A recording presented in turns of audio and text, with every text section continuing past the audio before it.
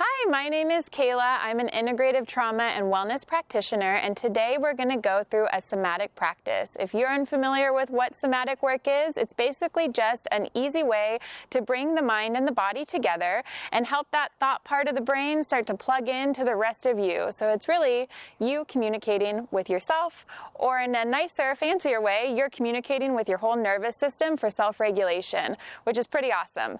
So together we're going to go through a series of movements. They might feel silly, and that's okay. Some of them might bring up emotions. That's okay too. The goal is to allow us to be with what's happening in the moment 100% without fear. If at any point it starts to feel like it's getting to be a little bit too much for you and your body, feel free to slow the movements down, take a break, or just back up a little bit and join us on the next round.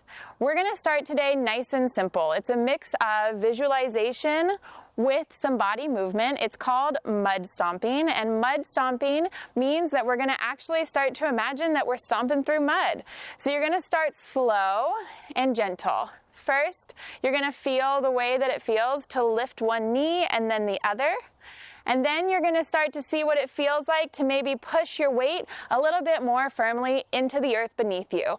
So you're going to stomp, stomp, stomp, and you can take that slow or fast. And you'll notice here that my arms are moving. So you might find that there are movements that you want to make along with your stomping, right, that help you express yourself. This can be good for grounding when we're going slow, or for getting out any aggression, anger, frustration when we're going fast. So allow yourself to notice what you need today, and feel free to start to align those practices in this moment. Let your breath move. Feel your body in motion. And then we're going to let that lead us directly into figure 8 hip circles. Now for me, I like to come back to center a little bit here. So you're going to rock and place the hands, if you'd like, at the belly. And begin to draw a figure 8 in your mind's eye with the hips being in the lead. Now for some of us, we might hold some heavy weight in the hips. Emotionally, there might be things that come through.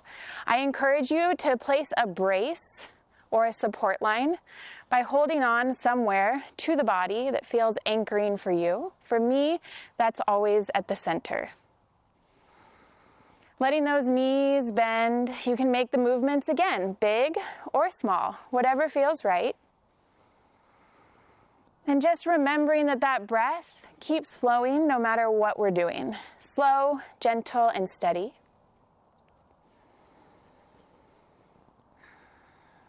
And then when you're feeling ready, we're going to start to transition that movement into some big stretches, arm circles all the way up and back.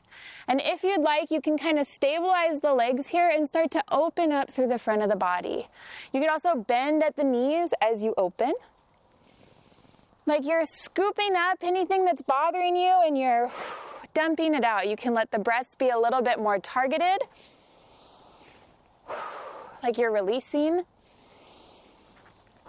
Or if that feels overwhelming, the breath can be slow, like you're clearing.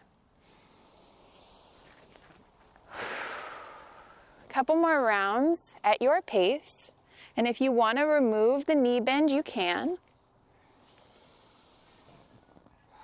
And then we're going to start to reverse that circle into what's called a waterfall. You'll reach the arms up overhead, and you'll fold your weight forward. Then you'll roll up vertebrae by vertebrae, nice and slow, inhaling as you breathe up to the ceiling or sky above, exhaling with a gentle fold. Now, as always, you can customize this movement to fit you. So if you want to come forward faster and hit the ground, this can become a release for aggression. Some people might find that makes you feel a little bit dizzy, in which case I would invite you to really slow it down and let it be more of a gentle stretch. Let's do one or two more at the pace that feels right for you. And on the last one, find your way through center with the hands, crossing them over the heart. Steady yourself for just a moment. Notice the shifts and changes in the body. Notice if you feel like you've moved some tension, release some energy.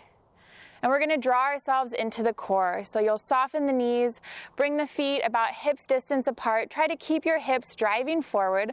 Go ahead and take some side stretches, getting into the back body a little further. You can inhale through center and then open to the other side. Feeling your core doing the movement, where we find our stabilization, right? Our core really allows the top and the bottom of the body to connect. It's also where we experience a lot of vulnerability, right? Because there's no bones to protect. It's an open space. But it's also where we get to build strength, right? As we create muscle and movement in the core, we start to take that vulnerability and create resilience. So again, you can take these slow or quick. And notice what feels best. And then coming back, when you're ready, we'll bring it through center. We'll place the hands at the heart. We'll wiggle the toes against the earth. We'll soften every movement, every breath.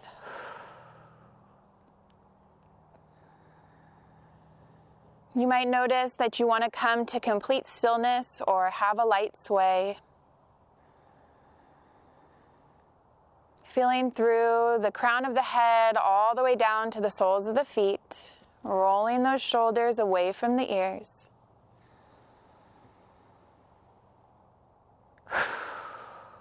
Letting go of anything that came before this practice and entering your day anew. Asking yourself, what do I and what does my body need now? Could be rest, could be movement, could be just a glass of fresh water. Take a moment after you leave here to do something for yourself that feels best, and we'll see you next time.